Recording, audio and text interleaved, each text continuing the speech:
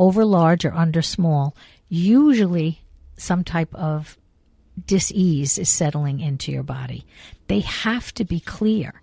So how do you clear them? People like me clear them, and many people that work with energy clear them. Meditation, certain meditations can clear them, but you have to get back in balance to get them cleared. I used to use the pendulum early on in my career, and I would hold a pendulum over people's chakras. I would have them lay on the floor, and I would hold it, and the pendulum would begin to spin. Sometimes it would vibrate really, really strong, and other times it would spin really big, and other times it would stop.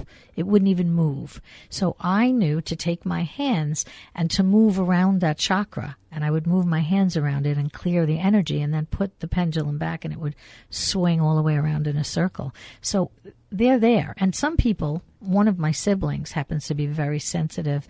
I didn't know this, but she laid down on the floor. I'm short, but standing up, I'm still, I've got my arm in the air. I've got over 5 feet there.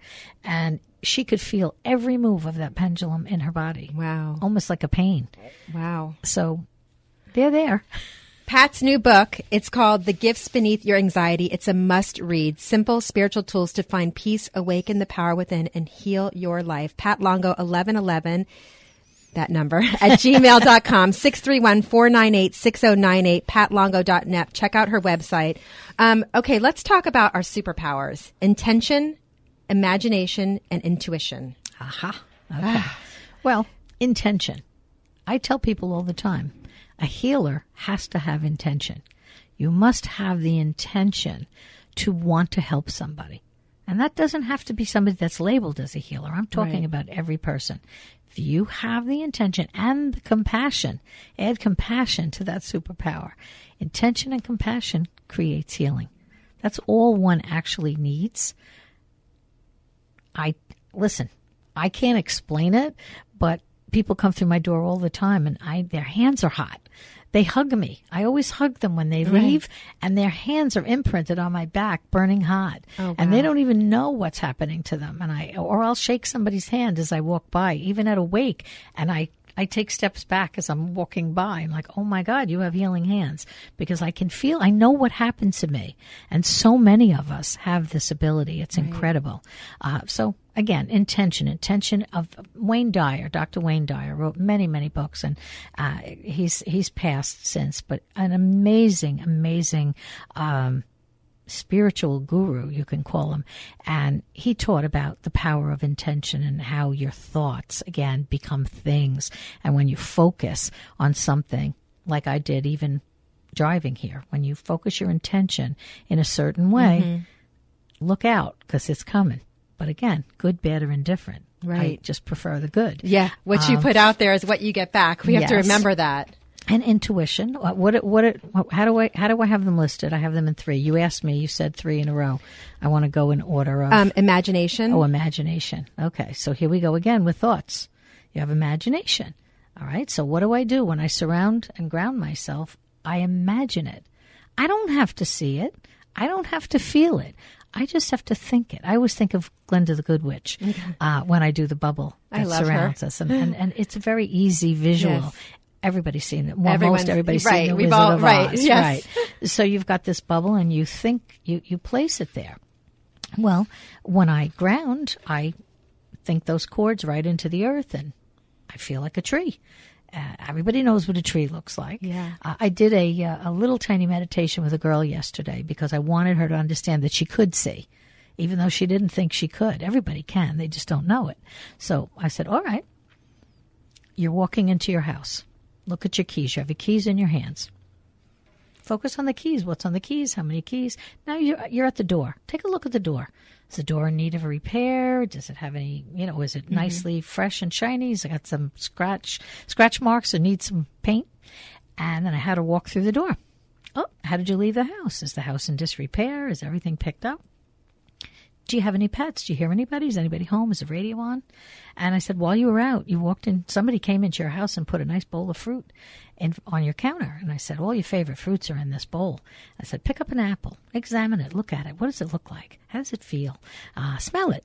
Is it a Macintosh? Is it this? Is it bruised? And then we went to another piece. I said, pick up a peach. Feel that skin. Is it Is it ripe? Is it hard? Is it ready to eat? Smell it? So then we came to her favorite fruit. And I said, all right, now pick your favorite fruit. If it's one of those two, you can pick it up. If it's not, take another. And there were utensils right there in case you have to cut it. And so I had her examine it. And then I said, okay, now I want you to smell it and then take a bite. Well, when I'm finished with that, and it's just such a simple little exercise, she saw everything. Everything. She could tell me everything that went on. She had no idea. But you have an imagination. Right. And where does it go? If I said to you, go to your favorite beach, you could picture it. Yes. Your favorite fruit, you could picture it. So it's there for a reason. And it's using those thoughts to project them out and imagine what it is that you desire. Okay. I have a little tip that's, okay. And I don't know if it's in the book, but it's called SPEC. Somebody else told it to me years ago in my class, and what it stands for is specify, be specific in your thoughts, project the visualization of what it is that you desire, expect it, and you will collect it. SPEC. Specify, project, expect, and collect. I like that a lot. I love it. I have a few things I'm going to do with that afterwards. It's on my homework. I just don't recall if we put it in the book. I don't think I remember it in the book. There's so many things in the books, but I want to get to this because this really got to me. On page 105, searching your soul, letting go of the hurt. So we all have anxiety for one reason or another. We're all in pain because we lost a loved one or because something happened or because we lost a job or whatever. But you talk about Keith and his story, and he had a lot of loss in his life. Yes, very early. And he couldn't get past it, and he couldn't live his life because of it. He had a tough time.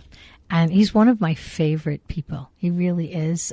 He came to me as a client and then became my attorney.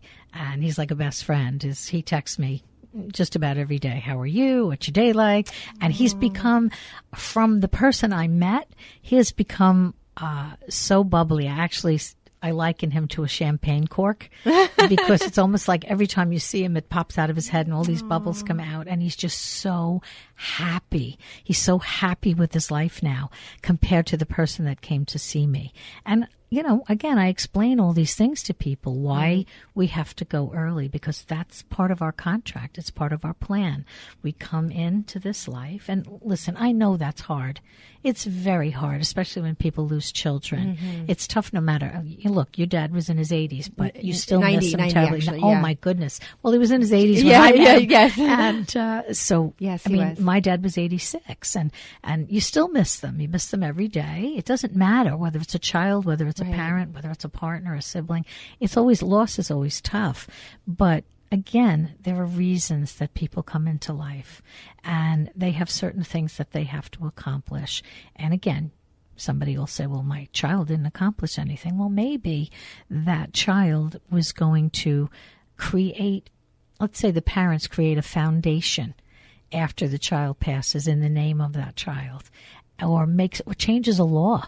We talk about this a lot. Yeah. We talked about this last time with the Sandy Hook children, and you helped me to understand about those children. Yes, they were here for a purpose. That whole town, as far as I'm concerned, the entire town signed on for what went on that day.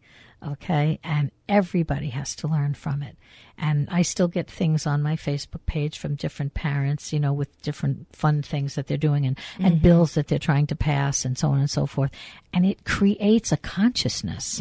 I had one child die in a drowning accident. Well, it was a boat accident. And the uncle went to legislature and managed to get some type of thing. When you go to a party or a wedding, a kid's thing, and the DJs have these little things that glow in the dark, necklaces. Well, something like that was put on boats, on Coast Guard boats, but the idea is to get it on all boats so that you can see at a certain time of the night. I'm not a boater, but obviously things change and you can't really see properly. So now everyone would be able to, but that's what he did as a result of the accident that took place that killed his niece. And another person lost their son to drowning, and these are students of mine. And there was no lifeguarding. The lifeguards in this particular place did not have any CPR knowledge. Wow. So they went out of state because they were on vacation when this happened, and they lobbied to change laws.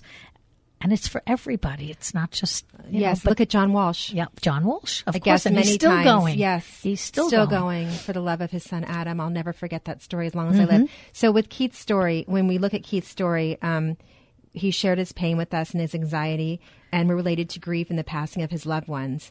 And I just want to read this part because this part really stuck with me for me to help heal me. We are faced with finding a new way to live, to move through the world without the loved ones who mean so much to us. We may even think if we let go of the sadness, we will let go of the person we love and miss so much. We think if we love them and laugh again, perhaps this means that we love the person less. But as Keith knows, and as I'm coming to know, our loved ones in spirit will always be with us, and we honor them each and every day by embracing life and challenges we face with hope and love and joy, which is everything they would want for us. That Absolutely. was, to me, so, once again, you came back into my life, and just reading, I must have read that so many times and sent it to my girlfriend who just lost her father, too, and it helped a lot. Well, I can tell you, the little boy that I mentioned just now that drowned, his father would come to my class and he would say to me, Brian wouldn't want me to feel like this. He wouldn't want me to go through every day suffering and crying, and it's truth. Certainly your child would never want you to do that. Your loved one, your father, would never want you to feel so much pain and sadness. He's happy. Where he is right now, there is no pain. There is only joy. There's only light. There's only peace and love. And they can do anything they want. Right. I hope he's at the casino doing his thing. Absolutely. So Absolutely. Take us through your book. It's a must read. The Gifts Beyond Your Anxiety, Simple Spiritual Tools to Find Peace, Awaken the Power Within to Heal Your Life. PatLongo1111 at gmail.com, 631-498-6098. If you haven't experienced Pat, you haven't experienced life. There's so many things in this book that we can talk about. But take us through a healing session when someone comes to you. Okay. That depends what it's for. I get some very interesting people. But we'll talk about a healing session to do with someone who's physically ill. I had someone recently come in with kidney cancer.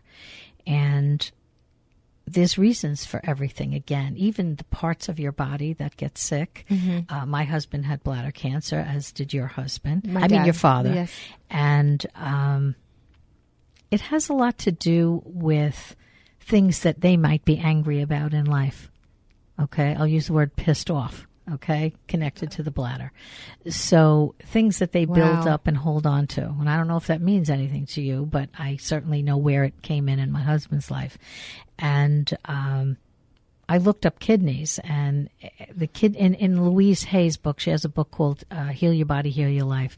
And it gives you the metaphysical reasons why you're sick, and then gives you an affirmation to help you get better. So I used it for him, and I read what she said in the book, and it made perfect sense to him with issues that were going on in his life. Because I tell people with cancer, what is eating you up inside? That's what was said to my mother by another healer. What is eating you up inside? And she knew exactly what it was, and it was a 20-year-old thing.